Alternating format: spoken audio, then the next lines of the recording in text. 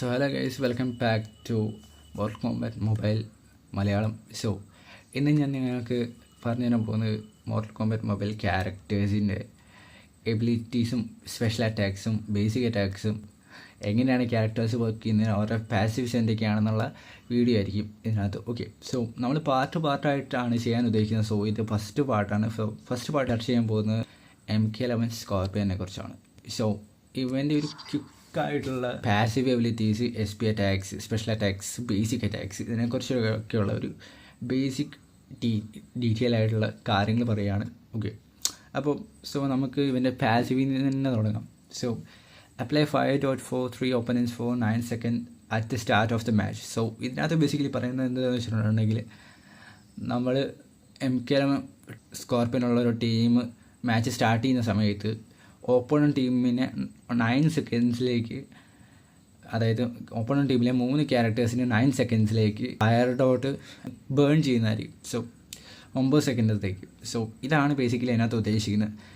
And when MK11 scorpion tanks in 5 dots add up together. So ഞാൻ പറഞ്ഞല്ലോ 9 സെക്കൻഡിലേക്കാണ് ഈ fire add ആവുന്നത്. So ആ സമയത്തിനുള്ളിൽ MK11 സ്കോർപിയനെ ഒന്നും കൂടി നിങ്ങൾ ടാഗ് ചെയ്യിക്കുകയാണെങ്കിൽ ആ ഫയർ ഡോട്ട് ഇൻക്രീസ് ആവും, അതിൻ്റെ ഡ്യൂറേഷൻ ഇൻക്രീസ് ആവും. സോ ഇത് ബേസിക്കലി എങ്ങനെ ചെയ്യേണ്ടതെന്ന് വെച്ചിട്ടുണ്ടെങ്കിൽ, നിങ്ങളുടെ ക്യാരക്ടർ MK11 സ്കോർപിയൻ സെക്കൻഡ് റോയിലോ തേർഡ് റോയിലോ ആണ് ഇടേണ്ടത്. സോ സ്കോർപിയൻ ഏത് റോയിൽ ഇരുന്നാലും ഫയർ ഡോട്ട് ഓപ്പണൻറ്റ് ടീമിനെ അപ്ലൈ ആവും, 3 പേർക്കും അപ്ലൈ ആവും. സോ അതാണ് ബേസിക് കാര്യം.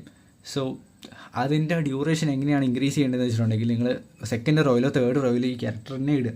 അപ്പം ഓൾറെഡി 9 സെക്കൻഡത്തേക്ക് ഡാമേജ് അവിടെ ഇടുന്നുണ്ട്. സോ അതിൻ്റെ ഉള്ളിൽ നിങ്ങൾ ഈ ക്യാരക്ടറിനെ ടാഗിങ് ചെയ്യിക്കുക. അപ്പോൾ എന്താണ്, ആ ഫയർ ഡോട്ട് പിന്നെ ഇൻക്രീസ് ആവും. അങ്ങനെയാണ് ബേസിക് ആയിട്ടുള്ള കാര്യം. So it's very easy. Okay, പക്ഷേ ഇത് വേറെ പ്രശ്നം എന്താണെന്ന് വെച്ചിട്ടുണ്ടെങ്കിൽ, രണ്ടാമത് ഈ ക്യാരക്ടറിനെ ടാഗിങ് ചെയ്യിക്കുമ്പോഴാണ് ഫയർ ഡോട്ട് ആഡ് ആവുന്നുണ്ടെന്നുണ്ടെങ്കിൽ, അത് ആക്റ്റീവായിട്ടുള്ള എനിമി ടീമിൻ്റെ ക്യാരക്ടറിന്, ഒറ്റ ക്യാരക്ടറിനെ മാത്രമേ അത് ബാധിക്കുകയുള്ളൂ. സോ അത് മാത്രമേ ബേൺ ആവുള്ളൂ.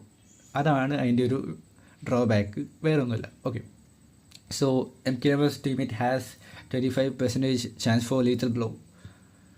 ഓക്കെ, ലീത്തൽ ബ്ലോയ്ക്കുള്ള ചാൻസ് എന്നാണ് പറയുന്നത്. എനിക്കും വലിയ പ്രത്യേകിച്ചൊന്നും മനസ്സിലായില്ല. സോ നമുക്ക് ക്വിക്കായിട്ട് വേറെ കാര്യത്തിലോട്ട് പോവാം. Okay, so SP1. സോ SP1-നകത്ത് നിങ്ങൾക്ക് ഡാമേജ് ആണ് കിട്ടുക. അപ്പോൾ പിന്നെ ഡെത്ത് സ്പിൻ, ബ്ലീഡിങ് ആണ് കിട്ടുക. എക്സ്ട്രാ അറ്റാക്സ് ഒരിക്കലും ബ്ലോക്ക് ചെയ്യാൻ പറ്റത്തില്ല. So that's why the minimum damage and maximum damage are the same. So ഇത്രയാണ് കാര്യങ്ങൾ. ഓക്കെ, സോ പിന്നെ എക്യുപ്മെൻറ്റ്സും അതേപോലെ എന്താ പറയുക, സപ്പോർട്ട് പാച്ച് അങ്ങനത്തെ കാര്യങ്ങളൊക്കെ നിങ്ങൾ സെറ്റ് ചെയ്യുക. അതായത് ബേസിക്കലി ഞാൻ പറഞ്ഞല്ലോ, ഞാൻ ഇതിനു മുമ്പ് പറഞ്ഞിട്ടുണ്ട് ടാലൻറ്റ് ട്രീസ് ഉണ്ട്. സോ മാക്സിമം എന്താ പറയുക, ടാലൻറ്റ് ട്രീസിനകത്ത് offence, defence, support. Okay, offence, defence, support. So ഇതൊക്കെ നിങ്ങൾ ഫില്ല് ചെയ്യുകയാണെന്നുണ്ടെങ്കിൽ നിങ്ങൾക്ക് ക്യാരക്ടേഴ്സിന് മാക്സിമം യൂട്ടിലൈസ് ചെയ്യാൻ പറ്റും. സോ അത്രയാണ് MK11 സ്കോർപിയനെ കുറിച്ചുള്ള വീഡിയോ. സോ അടുത്തൊരു വീഡിയോ ഇട്ട്, അല്ലെങ്കിൽ അടുത്തൊരു ക്യാരക്ടറിനെ കുറിച്ച് നമ്മൾ വേറെ ഒരു വീഡിയോ ചെയ്യുന്നതായിരിക്കും. അപ്പം ഇത്രയുള്ള വീഡിയോ ഇഷ്ടപ്പെട്ട ലൈക്ക്, ഷെയർ, സബ്സ്ക്രൈബ് ചെയ്യുക. അപ്പോൾ ശരി എന്നാൽ.